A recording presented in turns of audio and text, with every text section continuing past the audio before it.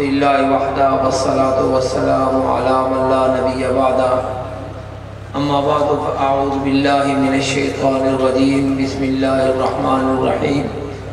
فقل تعالوا ندعو ابناءنا وابناءکم ونساءنا ونساءکم وانفسنا وانفسکم ثم نبتہل فنجعل لعنت اللہ علی الکاذبین صدق اللہ العظیم۔ حضرات محترم،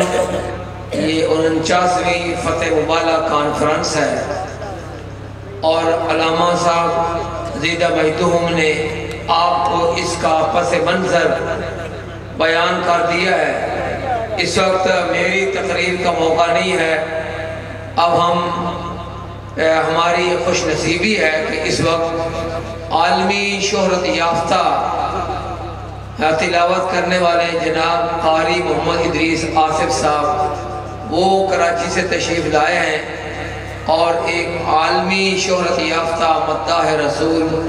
سید عزیز الرحمان شاہ صاحب وہ بھی تشریف لائے ہیں، اور لندن سے انگلینڈ سے تشریف لائے ہوئے قاری تصور الحق صاحب، ان کا بیان بھی ہم نے سننا ہے۔ اور آخری اور تاریخی خطاب قائد اہل سنت ہر دل عزیز حضرت مولانا محمد احمد لدھیانوی صاحب کا ہوگا۔ تو مباہلہ کی غرض و غایت وہ علامہ صاحب نے بیان کی ہے۔ یہ اہل چنیوٹ جانتے ہیں اور جان چکے ہیں کہ قادیانی ٹولہ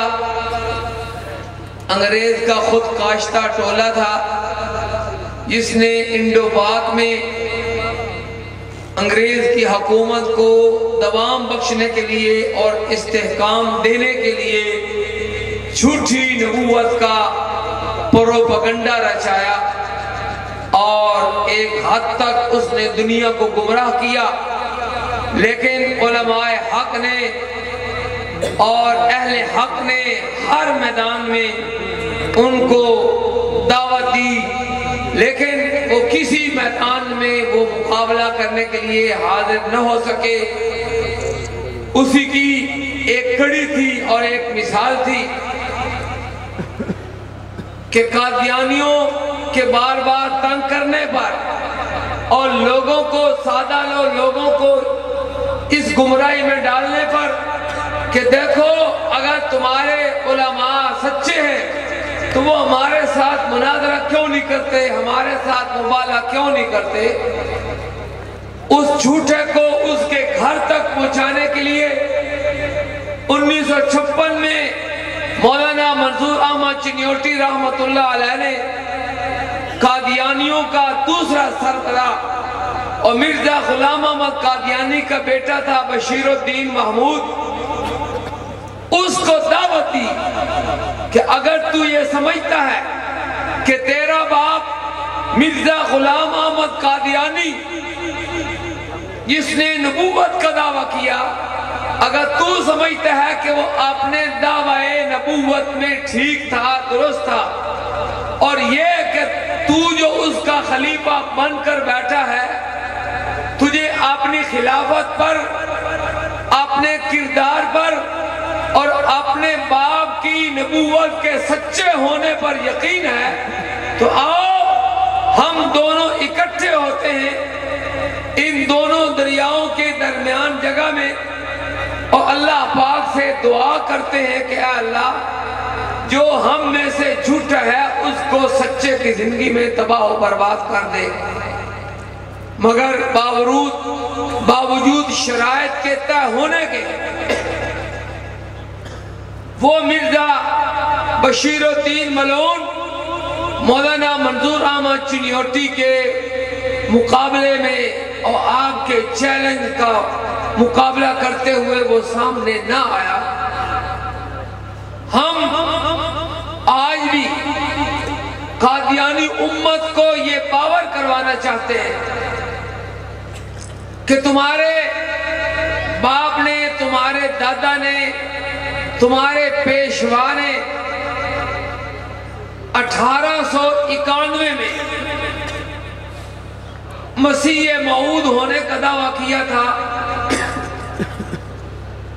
اور آج تقریباً 1 120 سال تمہارے اس دعوے کو گزر گئے، مگر دنیا کی کسی عدالت میں تم اپنے دعوے کو سچا ثابت نہ کر سکتے۔ پاکستان کی چھوٹی عدالت سے لے کے بڑی عدالت تک تم اپنے اس کذب کو، اپنے جھوٹ کو، اپنے کفری عقائد کو سچ ثابت نہ کر سکے، اور مسلمانوں نے ہر میدان میں تمہیں چت کیا۔ میں اپنے والد ماجد مولانا منظور احمد چنیوٹی رحمت اللہ علیہ کے اس دعوے کو، اس چیلنج کو پھر دہراتا ہوں، اور دنیا بھر کے قادیانیوں کو دعوت دیتا ہوں کہ اگر تمہیں اپنے پیشوا، اپنے گرو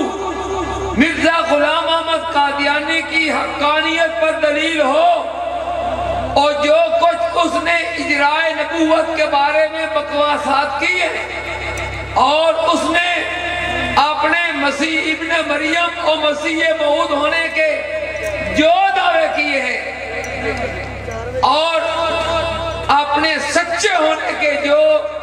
اس نے دلائل پیش کیے ہیں، اگر تمہیں ان کے صحیح ہونے کا یقین ہو تو دنیا کے کسی کونے میں آ جاؤ، وقت، تاریخ اور جگہ مقرر کرو،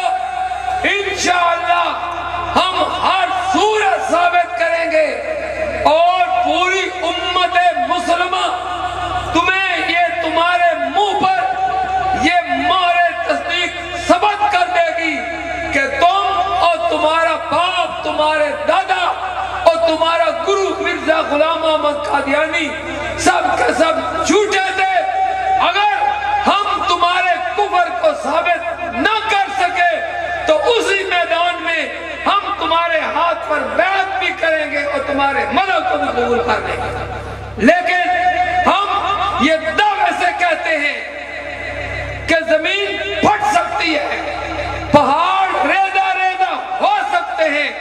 سورج بجائے مشرق کے مغرب سے طلوع ہو سکتا ہے، کوئی قادیانی مرزا غلام احمد قادیانی کے جھوٹے مذہب کو سچا ثابت نہیں کر سکتا۔ تکبیر! مولانا منظور احمد چنیوٹی زندہ باد، مولانا الیاس چنیوٹی۔ جب بات ایسے ہی ہے تو ہم علی وجہ البصیرت کہتے ہیں، خلوص سے کہتے ہیں، تمہیں دعوت فکر دیتے ہیں۔ تمہارا ایک سابق قادیانی شیخ راہی جو بیچارہ 2 سال پہلے فوت ہو گیا، باپ دادا سے قادیانی تھا، باپ دادا سے، اس نے چناب نگر میں آ کر دعوت دی تھی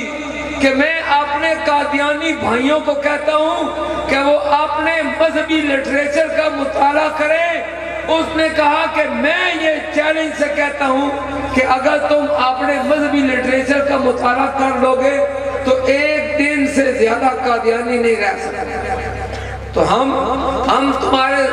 مخلص دوست ہیں، تمہارے بھائی بننا چاہتے ہیں، تمہیں اپنے سینے سے لگانا چاہتے ہیں۔ آؤ، آج بھی ہم تمہیں دعوت دیتے ہیں کہ مرزا غلام احمد قادیانی کی جھوٹی نبوت پر اور اس جھوٹے نبی پر لعنت بھیجتے ہوئے آقا نامدار صلی اللہ علیہ وسلم کے سایہ رحمت میں آپ کے ختم نبوت والے جھنڈے کے تلے آ جاؤ اور کلمہ پڑھ کے مسلمان ہو جاؤ، ہم تمہیں اپنے سینے سے لگا لیں گے۔ میں اس کانفرنس میں تشریف لانے والے اپنے تمام معزز علماء کرام اور دیگر دانشور حضرات، قراء حضرات، ناخوان حضرات اور تمام سامعین جو اس تکلیف اور شدت میں یہاں آئے، سب کو میں خوش آمدید بھی کہتا ہوں، سب کا شکریہ ادا کرتا ہوں، اور میں یہ سمجھتا ہوں کہ یہ ختم نبوت کا مسئلہ صرف میرا نہیں ہے، یہ اسٹیج پر تشریف فرما ان کا مسئلہ نہیں ہے۔ ہمارے شیخ حضرت مولانا عبدالعزیز مکی صاحب دامت برکاتہم العالیہ کو دیکھو، صبح سفر ہے، رات کا سفر ہے، لیکن کوچا کوچا، گلی گلی اور ملک ملک وہ پھر کر اس ختم نبوت کے پیغام کو پہنچا رہے ہیں۔ حقیقت بات ہے کہ جس نے بھی نبی پاک صلی اللہ علیہ وسلم کا کلمہ پڑھا ہے، مرد ہے، عورت ہے، چھوٹا ہے، بڑا ہے، اس کی ذمہ داری ہے کہ وہ اس عقیدہ ختم نبوت کا تحفظ کرے۔ اللہ تعالی ہمیں اس عقیدہ کے تحفظ کرنے کی توفیق عطا فرمائے۔ وآخر دعوانا ان الحمدللہ۔